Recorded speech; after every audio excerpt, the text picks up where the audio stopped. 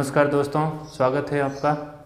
जो अपने जो क्रैश कोर्स स्टार्ट कर रखा है उसके रिगार्डिंग जो हमारा दूसरा वीडियो है, इसे जो आपका पहला वीडियो आपने नहीं देखा है तो अभी पहला वीडियो जाकर देख लें। और ये हमारा सेकंड वीडियो रहेगा, है ना, क्लास 8 के फसल उत्पादन एवं प्रबंधन के ऊपर, है ना, जो बोर्ड परीक्षा है ना है उसके रिगार्डिंग। तो अपन ने कहा पढ़ लिया था कि खाद तथा उर्वरक में अंतर को अपन ने पहले ही पढ़ लिया था, है ना। जो खाद और अंतर में उर्वरक में क्या अंतर होते हैं। खाद जो होती है वो खेतों में बनाई जाती है, उर्वरक जो होता है फैक्ट्रियों में बनाई जाती है। नॉर्मली ये जो अंतर पता रहता है।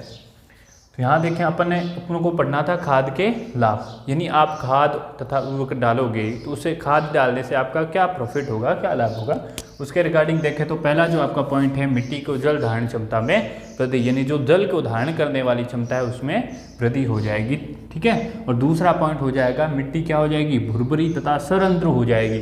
अब भुरभुरी और सरंध्र होने का क्या फायदा है, जब भुरभुरी और सरंध्र हो जाएगी तो जो गैसों का आदान प्रदान है या विनिमय है वो आसानी से है ना पूरा हो पाएगा। इसलिए क्या होता है, खाद डालोगे तो मिट्टी भुरभुरी और सरंध्र हो जाएगी। सरंध्र का मतलब आसानी से, है ना, छिद्र रहित, रंध्र रहित। और तीसरा हो जाएगा मित्र जीवाणु की संख्या में बढ़ोतरी, जो हमारे फसल के लिए लाभदायक होते हैं। ऐसे जीवाणु की संख्या में क्या कर देती है, बढ़ोतरी कर देती है। और चौथा जो हमारा लाभ है वो है मिट्टी के गठन में सुधार, यानी मिट्टी के गठन में सुधार हो जाता है। तो 4 लाभ हो जाएंगे। कौन कौन से, मिट्टी के जल धारण की क्षमता में वृद्धि, ठीक है, मिट्टी भुरभुरी तथा सरंध्र हो जाती है, तथा मित्र जीवाणु की संख्या में बढ़ोतरी, तथा लास्ट हो जाएगा मिट्टी के गठन में सुधार। ये हो गए खाद के लाभ। तो इतना। और उर्वरक के अपन ने पढ़ लिया था कि उर्वरक जो होते हैं फैक्ट्रियों में बनते हैं। तो उर्वरक के कुछ उदाहरण आपको याद रखने हैं। एक यूरिया हो जाएगा, अमोनियम सल्फेट हो जाएगा, पोटास हो जाएगा और एनपीके। एनपीके का मतलब क्या हो जाएगा, नाइट्रोजन,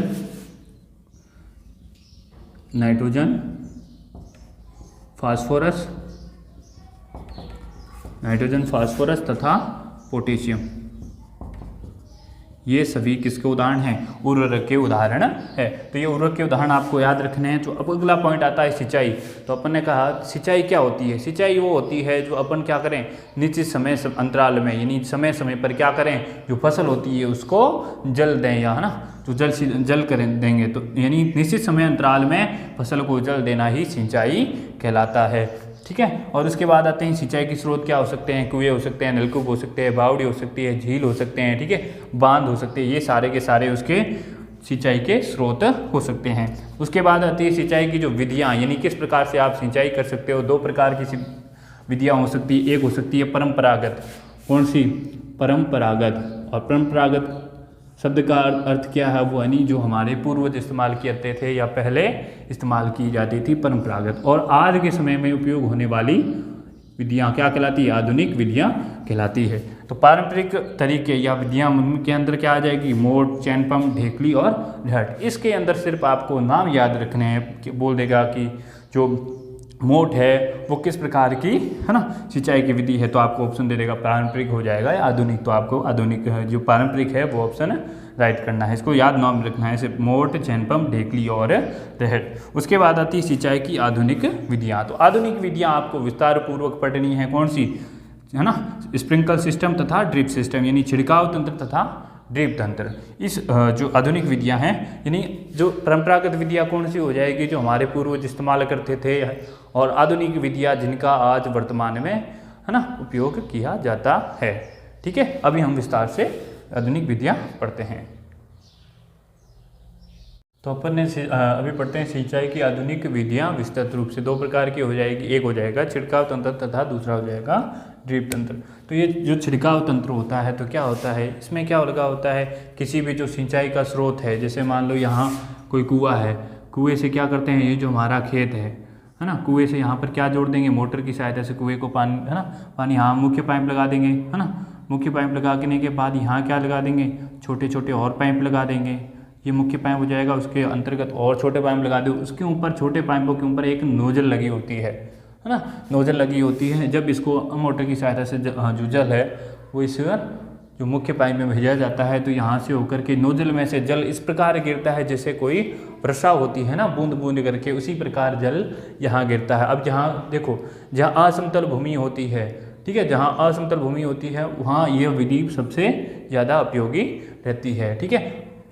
तो देखो छिड़काव तंत्र, इस विधि का उपयोग असमतल भूमि के लिए किया जाता है। जहाँ उबड़ खाबड़ वाली जो भूमि होती है वहाँ किया जाता है। यहाँ जल का कम मात्रा में उपलब्ध, जहाँ जल कम मात्रा में उपलब्ध होता है, जैसे राजस्थान जैसे अपने क्षेत्र में जहाँ जल कम मात्रा में उपलब्ध होता है वहाँ है ना वर्षा जैसे वर्षा होती है उसी प्रकार इस विधि द्वारा जल फसल को दिया जाता है। और इसमें एक मुख्य पाइप होता है जिसके आगे आगे छोटे पाइप होते हैं जिन पर नोजल लगी होती है और जल को मुख्य पाइप से मोटर की सहायता से नोजल में भेजा जाता है तथा जल का छिड़काव वर्षा की तरह होता है। यह विधि लॉन कॉफ़ी और खेती के लिए आवश्यक है, जो लॉन कॉफ़ी की खेती के लिए उपयोगी है। तो आपको इस विधि को लिख देना है, वीडियो है ना रोक के आपको लिख देना है, एकदम शॉर्ट नोट्स है, ठीक है। इसको यहाँ लिखना है। तो सीधा आप ओरली देखें तो देखो मुख्य पाइप होगा, मुख्य पाइप से एक छोटे छोटे पाइप लगे होंगे और छोटे छोटे पाइपों के अंतर्गत एक नोजल लगाओगे और जब पाइप को क्या करोगे मोटर की सहायता से उसमें भेजोगे तो क्या होगा, वर्षा है ना, जो नोजल इस प्रकार घूमती हुई है ना, जो जैसे वर्षा होती है ना उसी प्रकार यहाँ फसल में क्या होगा है ना, उस पर जल जाएगा। तो ये हो जाएगी छिड़काव तंत्र, है ना, स्प्रिंकल सिस्टम। दूसरी आती है ड्रिप, है ना, ड्रिप तंत्र। इसमें क्या होता है, जल को बूंद बूंद करके जड़ों में गिरता है। तो यही इसमें क्या हो गया, जो विधि है ना, इसमें जो मुख्य पाइप होगा, इसमें जो ये जैसे मान लो ये जो सारे पौधे हैं तो यहाँ पर पौधों में ना पाइप लगा देंगे, पाइप पर यहाँ से छोटा सा क्या कर देंगे, छिद्र कर देंगे और पाइप को थोड़ा ज़मीन के अंदर गाड़ देंगे और यहाँ से छिद्र कर देंगे। तो ये जो जब इसके अंदर जब जल प्रवाहित करेंगे तो यहाँ क्या होगा, ये छोटे से छिद्र से जो जल है सीधा उसी पौधे के जड़ में जाएगा। ये सबसे इसमें पानी जो है बिल्कुल भी वेस्ट नहीं होता है। तो इसके अंतर्गत क्या होता है, जहाँ पानी बिल्कुल मतलब कम मात्रा में होता है वहाँ इसके लिए इसका उपयोग किया जा सकता है। इसमें जल को बूंद बूंद करके पौधों की जड़ों में गिरता है और ये फलदार पौधों तथा बगीचों में पानी देने की सर्वोत्तम विधि है। जैसे कोई बगीचा वगैरह है वहाँ पर ये जो विधि है सबसे ज़्यादा उपयोगी मानी जाती है और इससे जल व्यर्थ नहीं होता है। जल कमी वाले क्षेत्रों के लिए ये वरदान है, जहाँ जल कम होता है वहाँ ये विधि बहुत ही उपयोगी रहती है। तो ये हो जाएगी आधुनिक विधियाँ। इन दोनों विधियाँ को वेरी वेरी इंपॉर्टेंट लगा देना, दोनों में से कोई भी एक जरूर आएगी। तो अगला जो अपना जो टॉपिक है वो है खरपतवार। तो खरपतवार किसे कहते हैं, तो आपने देखा होगा जब फसल का है ना बुआई की जाती है उसके साथ में कुछ अनुपयोगी पौधे या अवांछित पौधे उग जाते हैं जिन्हें ही खरपतवार कहा जाता है। अब खरपतवार उग जाता है क्या मतलब है, जब खरपतवार उगेगा तो जितना पानी अगर मान लो किसी इतने में है ना 1 वर्ग मीटर स्क्वायर में 1 वर्ग मीटर है ना, उसके अंदर जो 4 पौधे हैं, ठीक है, 6 पौधे हैं।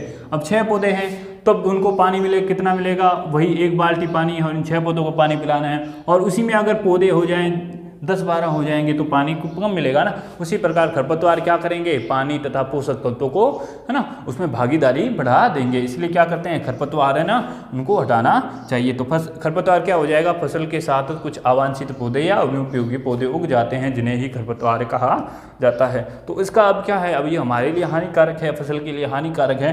तो इससे सुरक्षा कैसे करोगे, सुरक्षा 2 प्रकार से कर सकते हो। एक निराई करके, निराई का मतलब क्या करते हैं ना, निराई यानी जो उसको है किसी उपकरण के द्वारा आप क्या कर सकते हो उसकी है ना हटा सकते हो। और तथा दूसरा है खरपतवार नाशी का छिड़काव करके, खरपतवार नाशी का आप छिड़काव करके कर सकते हो, है ना, जो है ना उसके बाद खरपतवार नाशी का छिड़काव कर सकते हो। जैसे क्या हो जाएगा 2 तथा 4D ये क्या होते हैं, खरपतवार नाशी होते हैं, ठीक है। तो इससे सुरक्षा निराई तथा खरपतवार नाशी। तो अभी अपन ने पढ़ा कि जो आधुनिक विधियां हैं, एक हो जाएगी छिड़काव तंत्र, दूसरा हो जाएगी ड्रिप तंत्र तथा खरपतवार नाशी फसल के साथ उगने वाला अनुपयोगी पौधे। अब प्रश्न पूछा जाता है कि खरपतवार किसे कहते हैं और खरपतवार से कैसे सुरक्षा की जाती है। सबसे ये भी वेरी वेरी इंपॉर्टेंट है, सबसे बड़ा प्रश्न पूछा जाता है, खरपतवार किसे कहते हैं तथा खरपतवार को है ना खरपतवार से सुरक्षा कैसे करोगे। तो ये वेरी वेरी इंपॉर्टेंट लगा देना, ठीक है, ये हो जाएगा। तो अपन ने अभी जो पढ़ा अब अगला टॉपिक है वो कटाई। यानी कटाई अपन ने सर्वप्रथम जब पढ़ लिया था, यानी जब फसल क्या हो जाती है, पूरी तरह से पक जाती है, तो उसका क्या करते हैं अपन, कटाई करते हैं। और वो कटाई किन किन उपकरणों या मशीन के द्वारा की जाती है, उस का वर्णन किया जाता है। दरांती से भी उसका जो कटाई की जाती है, ठीक है। और उसके बाद आता है हार्वेस्टर। जो हार्वेस्टर आपको लिख देगा कि हार्वेस्टर के बारे में बताइए, तो हार्वेस्टर क्या होती है, हार्वेस्टर एक ऐसी मशीन है जो कटाई के लिए उपयोग की जाती है, ठीक है। और दूसरी मशीन है थ्रेसिंग। थ्रेसिंग का मतलब क्या हो जाएगा, फसल जो पूरी पक गई है उसके बाद काट दिया है, तो उस फसल में से जो बीजों तथा भूसे को अलग करना, क्या कौन सी मशीन काम आती है, थ्रेसिंग काम आती है। तो पहले क्या हो जाएगी, हार्वेस्टर का मतलब कटाई में, और जो थ्रेसिंग हो जाएगी वो भूसे तथा बीजों को अलग करने में काम आती है। लेकिन जो कंबाइन होती है वो क्या आती है, इन दोनों का जो संयुक्त रूप होती है, जो कटाई भी करेगी और थ्रेसिंग का काम भी करेगी, कंबाइन होती है। और अगला जो आपके बुक में एक छोटा सा पॉइंट लिखा हुआ है, फटकना। फटकना का मतलब क्या है, जो आपका भूसे तथा बीजों को अलग किया जाता है, यानी पटक पटक के जो है ना फसल है उसको पटका जाता है, बार बार पटकने से जो बीज है वो तथा फसल क्या हो जाती है, अलग हो जाता है, जो बीज है तथा भूसा अलग हो जाता है। ये हो जाएगा। उसके बाद अपन ने जो लास्ट चरण है फसल उत्पादन का, वो होता है भंडारण। अब भंडारण क्या, फसल पूरी एक तरह से पूरी है ना निकाल दी गई है, उसके बाद अगर आप उसका सही तरीके से रख रखाव या भंडारण नहीं करोगे तो भाई साहब कोई मतलब नहीं है, क्योंकि खराब हो जाएगी। अब इनका जो भंडारण किया जाता है वो साइलो तथा भंडारण गृह में किया जाता है। साइलो क्या होते हैं, बड़े बड़े इस तरह के है ना ड्रम की तरह बना दिए जाते हैं, और जो भंडारण गृह होता है जिसमें बड़े बड़े है ना पूरे भवन बना दिए जाते हैं, उसमें आपको जो अनाज वगैरह है वो सुरक्षित रख दिया जाता है। ये हो गया भंडारण। और उसके बाद आता है पशुपालन। पशुपालन का मतलब क्या है, पशुओं को हमारे फायदे के लिए, यानी कुछ वस्तुएं या कुछ है ना पदार्थ प्राप्त करने के लिए पालना क्या कहलाता है, पशुपालन कहलाता है। तो ये हो गया अपना पार्ट पूरा। तो भाई साहब शिक्षा वह शेरनी का दूध है, जो जितना पिएगा उतना दहाड़ेगा, ठीक है। तो आपको ये पूरा एकदम क्रैश कोर्स के रूप में हो गया। तो पहला जो आपको पढ़ना क्या क्या वो देखो, पहले आपको क्या पढ़ना है, ये जो नोट्स है ना, इतने नोट्स पढ़ने हैं। उसके बाद आपको अभ्यास प्रश्न पढ़ने हैं किताब के, ठीक है। और तीसरा आपको पढ़ना है आपने क्या सीखा, आपने क्या सीखा। इतनी चीज़ें पढ़ लो। उसके बाद भी आप अगर पढ़ लेते हो तो पढ़ने के बाद आप ये भी पढ़ सकते हो, जो पासबुक वगैरह गाइड वगैरह होती है उसमें अन्य महत्वपूर्ण जो प्रश्न होते हैं उनके बारे में आप पढ़ सकते हो। और अन्य महत्वपूर्ण प्रश्न इन तीनों पढ़ोगे तो उसी में से आ जाएंगे, ठीक है। ये हो गया अपना पार्ट पूरा। तो आपको कैसा लगा जरूर बताएं। Thank you.